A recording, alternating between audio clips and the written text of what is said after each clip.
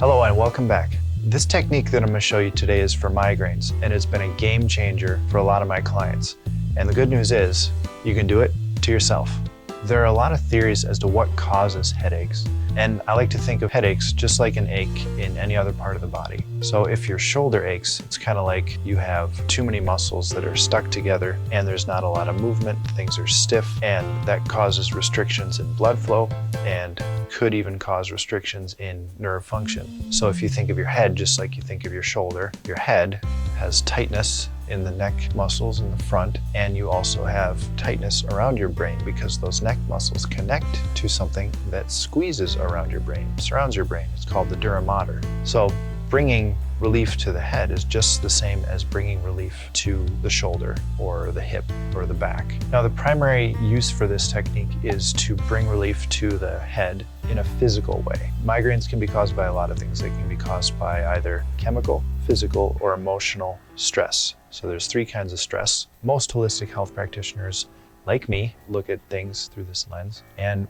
it could be something like what you eat. I've had people come in and, they've had migraines since they had a divorce, but physical, chemical, and emotional stress also overlap, kind of like a Venn diagram. You've got the circle here, and then a third circle, and they all interconnect right in the middle. And how that works is if you get physical stress, that might cause your muscles to do this. And just like everybody knows with power poses, the way that you stand has an impact on how you feel. And how you feel is created by chemicals releasing from the brain to the body. And if you have a chemical stress, say you ate some food that irritated your muscles or irritated your gut, you might close up. So you can see how, okay, that chemical that came in made my posture a little funny. And then again with the power poses, most people who are depressed or anxious, they're never like this. They're never like, oh, I feel so depressed. They're more so like, you can see it in their body, and it's this cycle. Or there's the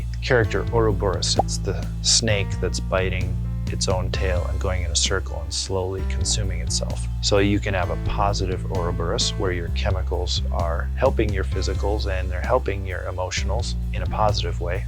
And that's a really good way to manage stress, is doing things in all realms, not just doing things that are, not just eating right, but eating right and exercising and meditating. It's good to have a cycle, some kind of way to manage all those things. But anyway, I'll get back to migraines. I know what you're thinking. There is a difference between a tension headache and a migraine. And most of the clients that I see, what they describe is that they'll say, okay, I have a headache today, and it started off just a really dull headache, and then a switch flipped, and all of a sudden I was in a full-blown migraine. And that's kind of the weird thing about migraines, is typically part of it's tension, part of it's whatever the migraine is. And the exact mechanism behind a migraine headache, it actually goes back to, how when there's a baby, they say, oh, there's the soft spot, watch out for that. And then as they grow, the skull bones fuse together and then they become one bone. But really, what we've learned in science today is that those bones don't fuse together and become one bone. They actually are just interlaced. And you get expansion and contraction in the skull. And if you've ever had a migraine, I'm assuming you have because you're watching this video, you notice that it ebbs and flows. There will be part of it that is intense, and then it will kind of dial back a little bit. And it could be, 3 times a minute. It's not necessarily like, yeah, now it's better, now it's worse. It's hard to measure that amount of time. And that's because the skull is expanding and contracting 3 to 5 times a minute. It's really cool. Now, what's causing that contraction and expansion is called the pineal gland. It's a little gland right in the middle of your brain. And the pineal gland, sometimes there's more spinal fluid in the brain, and sometimes there's more spinal fluid in the spine going out to the nervous system. And the pineal gland is bringing in and replenishing new neurotransmitters and chemicals and then sending them out to the nervous system constantly. This is called the craniosacral rhythm. And actually the technique we're going to be showing you is called craniosacral therapy. Go figure. Now, I don't know what causes that switch to go off, but I know what to do about it.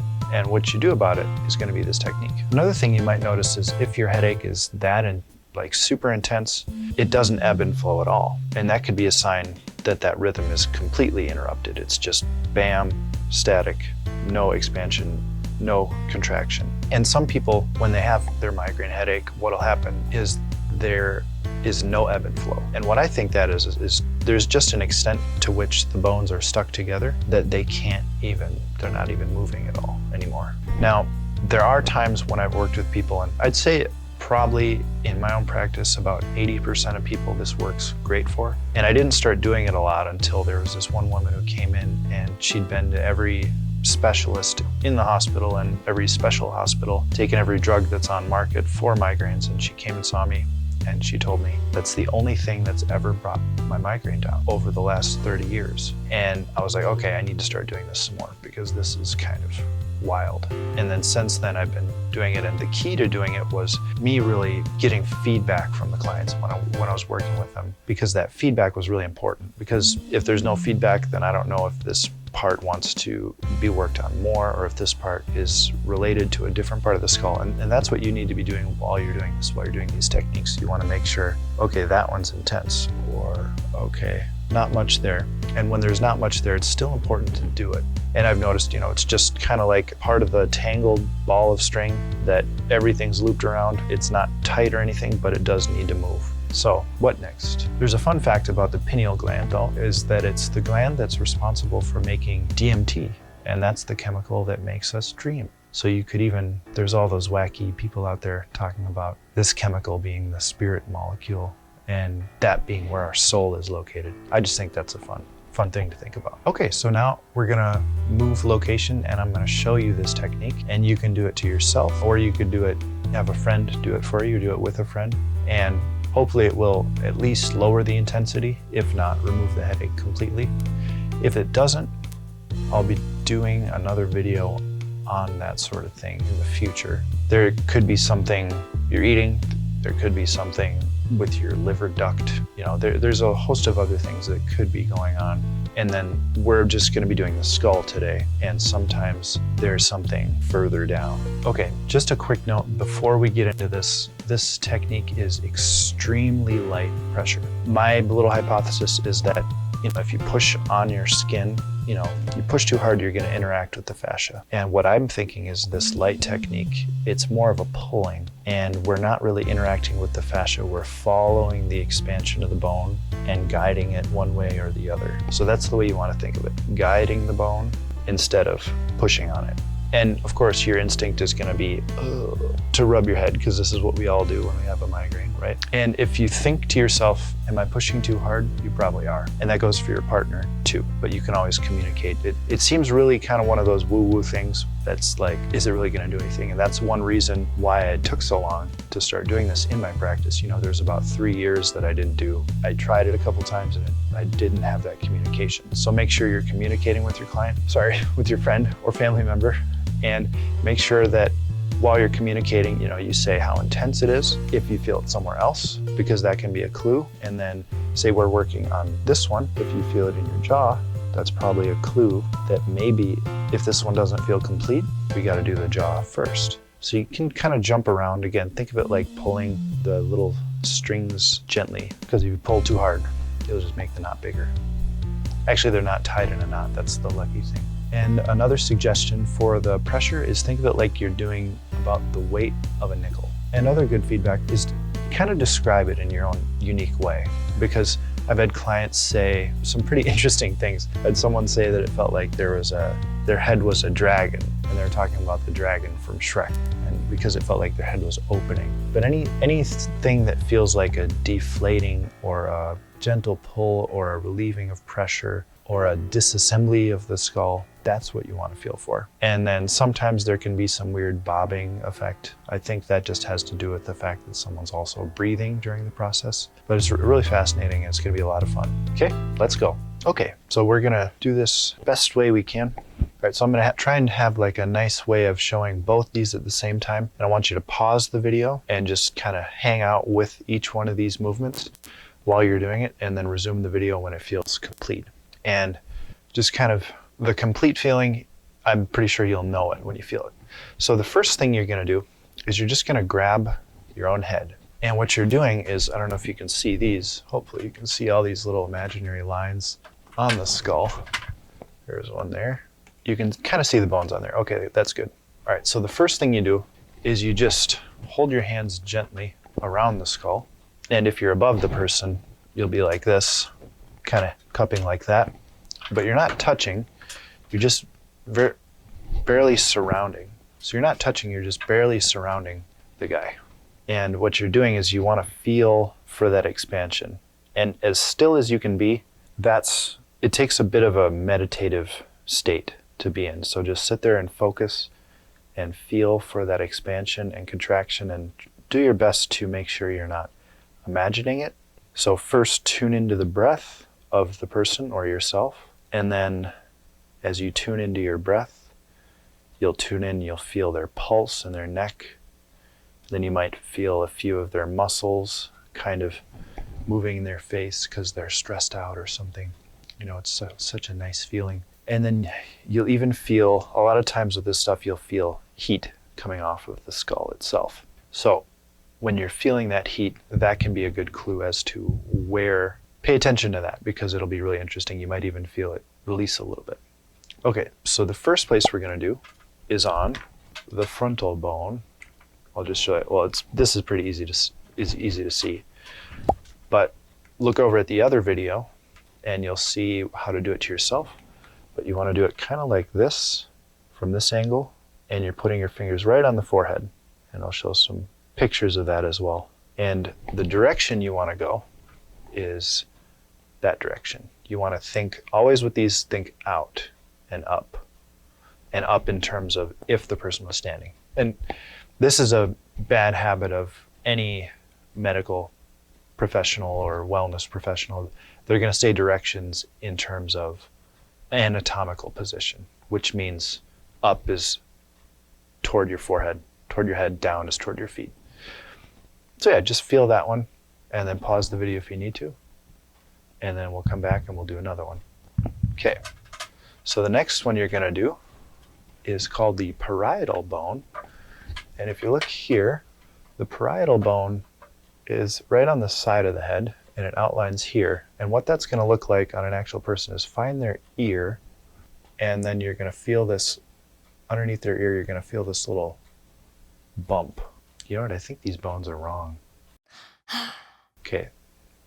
The parietal bone is actually back up above and behind the ear a little bit. Right there.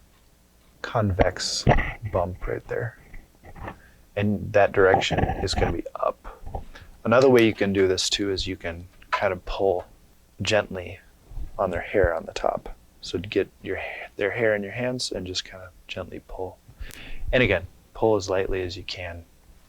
It takes a lot of restraint, and always, if you're thinking you're doing too much, you probably are. Pressure, that is. Okay, pause the video if you need to. I'm going to say that every time. Get used to it.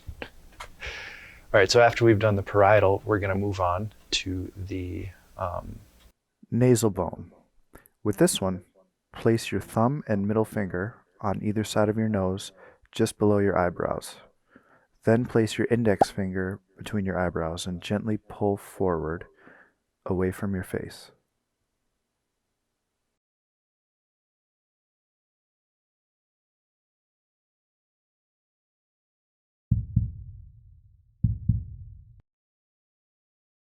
Okay, so the next one we're going to do is the mandible.